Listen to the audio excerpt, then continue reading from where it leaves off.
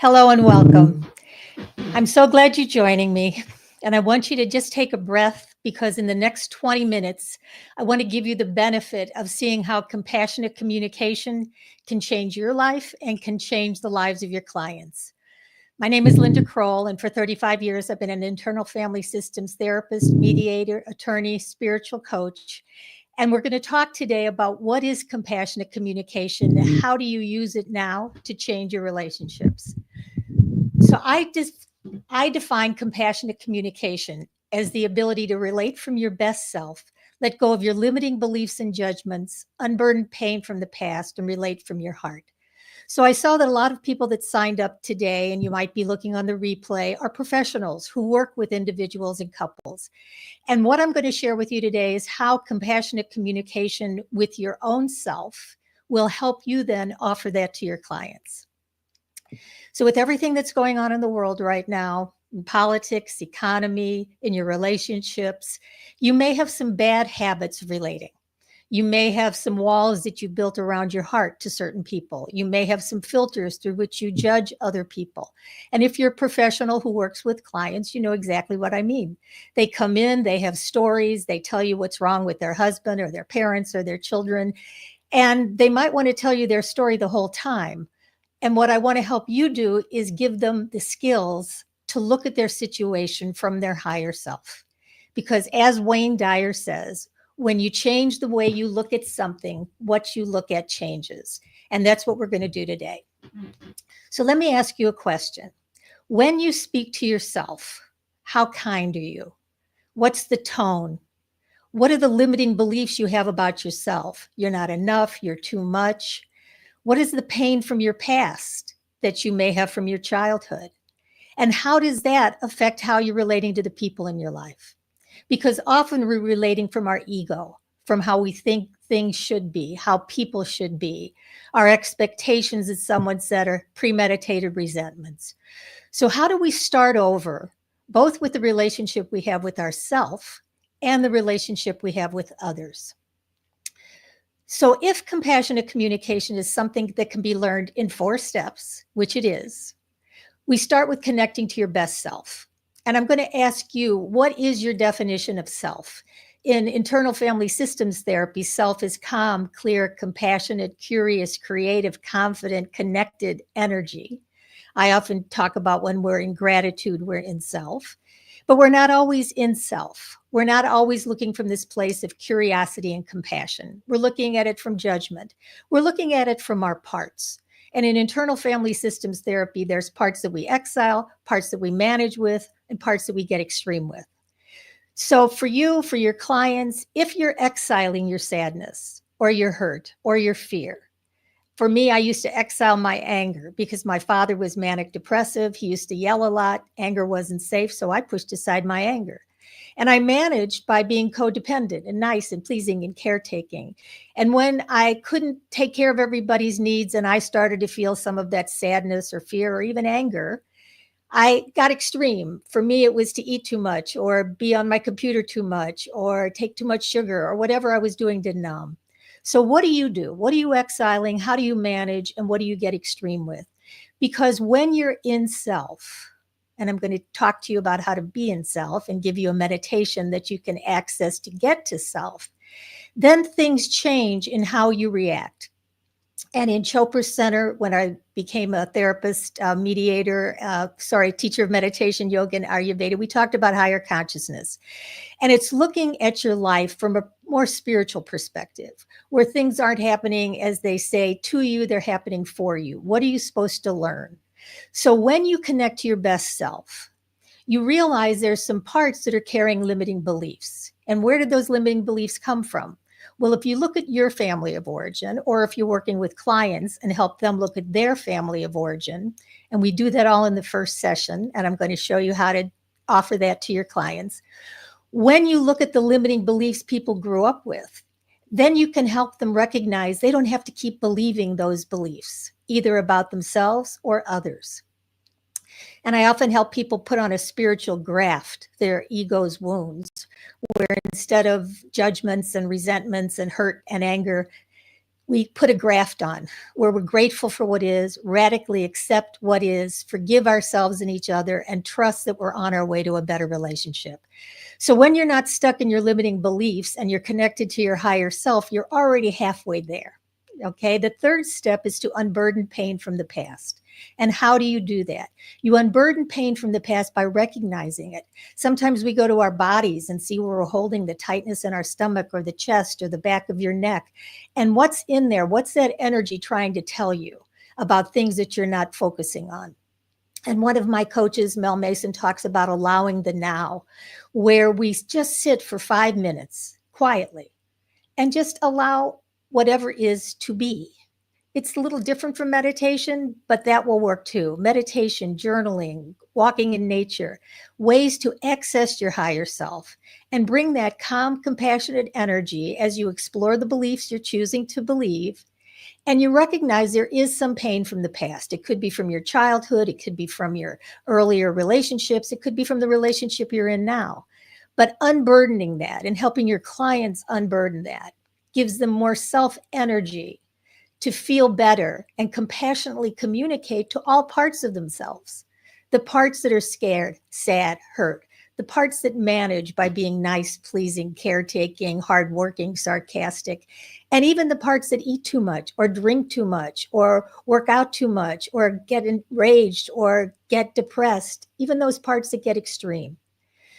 Bringing compassionate, witnessing awareness to all parts of yourself and helping your clients do the same creates miracles. It creates empathy.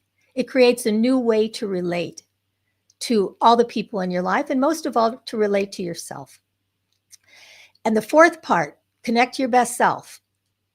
Let go of limiting beliefs and judgments. Unburden pain from the past and relate from your heart. Relate from your heart is where the magic happens. Because instead of coming from our heads and our judgments about ourselves, about others, we come from a place of expansion, of light, of inclusion, of love, of forgiveness. And that's where the compassion happens. And that's what I'd like to offer you and offer you the opportunity to offer it to your clients. I'm sharing a 4-session course starting soon, the Compassionate Communication course. It's going to be 4 weekly sessions with me in a small group experience. And we're going to explore how to do all of the above. How do you connect to your best self? Short version, meditate, journal, pray, go for walks, do something in nature, be with people you love. Do something to feed your higher self, your soul, and don't listen to all the ego shoulds that you might be listening to. And then we're also going to talk about how do we let go of limiting beliefs? How do we put down the walls we built around our hearts so we're not hurting, we're not keeping people out, we're not protecting ourselves from being hurt? How do we change the filters through which we're judging other people or judging ourselves? How do we do all of that? I'm going to show you how. And third, how do we unburden pain from the past? How do you heal your inner child's wounds? How do you let go of the energy that you've been carrying for years and maybe decades? I know people that come to see me, and sometimes people come for individual counseling, couples counseling, divorce counseling, and they come in with things that happened 20 years ago, and they're not ready to let it go. And the question is, why not? Why are you holding on? And you can let go of the pain. You can heal. You can start over. And sometimes starting over in a relationship means you do have to change the form. It may not be that you're compatible with your partner or that the couples that you're working with are compatible. But once you teach them how to compassionately communicate, you can bring the other skills in compassionate mediation. And I'm the founder of Compassionate Mediation at Compassionate Communication Academy, and I certify other professionals in how to learn this process and give it to your clients. So I want to share a few free gifts for you so that you can avail yourself. First of all, if you're interested in this process as a professional, go to lindakroll.com roadmap, and you'll get a roadmap of my compassionate mediation process that talks all about compassionate communication and how to help heal and transform relationships. You can also go to lindakroll.com CCC and get the care kit. That's for your own self-care. That includes a relationship assessment, so you can check out your relationship or offer it to your clients to do with theirs. It also gives you the guided meditation that I give to all of my clients in the first session of seeing me. Because if you're a professional, working with your clients allows you to show up and ask them questions. And I basically ask, how can I help? What's going on? What do you do that triggers someone? What do they do that triggers you? Tell me a little bit about your family of origin so I get a background on them. If you had a magic wand, my magic wand question, what do you want to see happen and what's in the way? And then I work with them to access their higher self, have compassion for all of their parts, unburden the pain, let go of the limiting beliefs. And as Wayne Dyer says, change the way we look at something so what we look at changes. So if we're not looking at ourselves or our relationships with judgment, blame, guilt, shame, resentment, deep breath, and we're really coming at it from some compassionate space inside of our hearts, that's where miracles happen. That's where people can heal and life can go on because we're showing more empathy. We're relating from our heart. We're connecting. We're allowing people to feel what they need to feel and be who they need to be. And we're also allowing for more acceptance, affection, attention, appreciation, and attention. All the 4 needs of the heart are available when we come from our higher self. And I do believe that we are all channels of love and beacons of light. So you are a beacon of light. You're going to bring your light to your relationship from your higher self. You're going to channel the love that you have inside of you so that you can share it with others. And you're going to create the dream that you want from your higher self with compassionate communication. So I said we'd do this in 20 minutes. I think we have. If you have any comments that you have for me, I'll stay on. If you want to reach out, I want to give you one more time a way to connect with me. And that is, you can also get a free chapter of my book, Compassionate Mediation, How to Add Passion to Your Marriage or Compassion to Your Divorce. Because when you get the book, it's got everything I'm talking about in terms of self and parts, how to compassionately communicate. And you can get the course, which is starting soon. Please check it out, lindakroll.com/cc course. And it's a 4-session course that's starting soon. It's going to be small. It's going to be intimate. And it's going to be a sanctuary for you to feel supported, seen.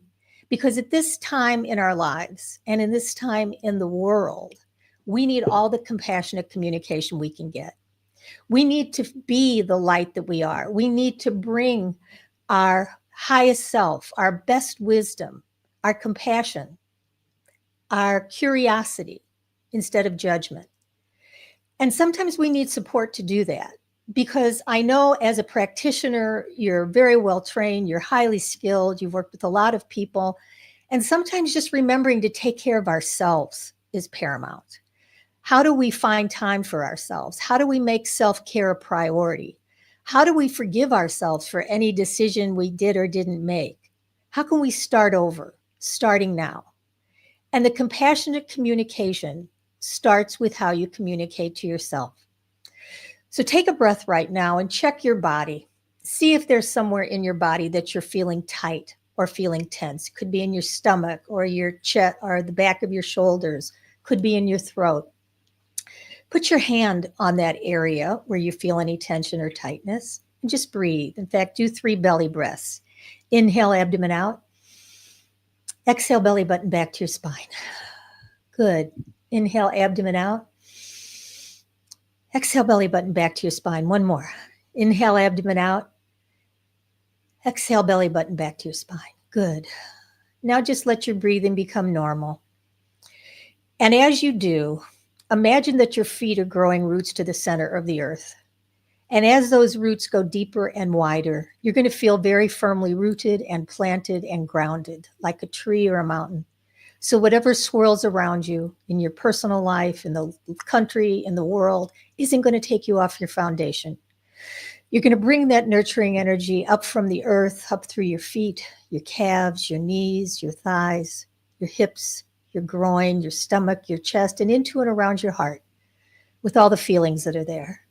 And then allow that nurturing energy to go up through your throat, behind your jaw, behind your eyes, to your forehead, to the crown of your head, and then out the crown of your head all the way to the sky. And then invite down from the sky, nature, universe, higher power, God, whatever out there. Invite down some energy that's very calm and very compassionate. And then breathe even bigger than yourself. So you surround yourself with this calm, compassionate energy of your higher self. And then focus that compassion inward. So scan your body from the top of your head to the soles of your feet and just notice. Notice where you're feeling any tension or tightness. Notice all your thoughts. Notice all your feelings. And as you notice these parts of you, let your parts notice your higher self, this calm, compassionate, witnessing, curious energy that you're going to offer to them, to the parts of you that need your attention. And I'm going to help you do that. And if you'd like to learn the process of how I help people do that, go to lindakroll.com roadmap and get the roadmap, because when you do that, we can have a 15-minute private session, and I can just coach you on wherever you are, personally or professionally. Nothing we have to sign up for, nothing for sale. And I am doing my next cohort of the certification on compassionate mediation coaching certification in January. The wait list is open, and I can tell you more about that too. So I'm so grateful you joined me today. And if you have any questions, you can message me, you can get back to me, because I'm here for you. And at this time, the reason I'm adding the compassionate communication course now is because as the holidays approach, and whether it's holidays or the new year or a birthday, there's always some reason why when you think of interacting with others, you might get tense, you might get anxious, you might get scared or angry. One of my prior lives on compassionate communication heals relationships talks more about how to bring those 4 skills into healing relationships. And if you would like more information on that, you can message me live and I'll get back to you. It's also on YouTube and LinkedIn under Compassionate Communication Heals Relationships. So today we're talking about compassionate communication heals relationships, first with yourself, with all parts of yourself, so that you can let go of what you don't need. You can show up to start over. And it's going to be a new year soon, but you could end this year on a whole new trajectory, where instead of carrying the past with you and projecting it in this future, instead of looking at yourself or the people in your lives with the filter of judgment or blame or resentment or anger or fear or sadness, deep breath. I want to help you let those all go. So we'll be working together starting next week. And I'd love for you to jump in and join me and bring your friends, because the more people who learn how to compassionately communicate, the better relationships we'll have, the healthier families we'll have, the more peaceful communities, country, and world we will have. And it starts with each of us. And we can be the change we want to see. We can bring our light. We can be that channel of love and beacon of light and bring the best of who we are to help other people bring the best of who they are and begin to make the changes and be the change we want to see. So it starts with compassionate communication. It starts with you connecting to your best self, letting go of your limiting beliefs and judgments, unburdening pain from the past, and relating from your heart. So whether you were here with me live or on the replay, thank you so much for being here. If you have any questions or comments, please get back to me. And once again, you can get the book at lindakrollbook.com. You can get the care kit there, and you can sign up for the course here that starts soon. We're going to have fun. We're going to do a lot of healing and transforming the way you relate to yourself, the way you relate to others, and the way you help your clients do all of the above. So thanks again for hanging in here with me. I look forward to connecting with you, and reach out anytime. I'm here. Sending a lot of love, and thanks again. Talk with you soon. Bye for now.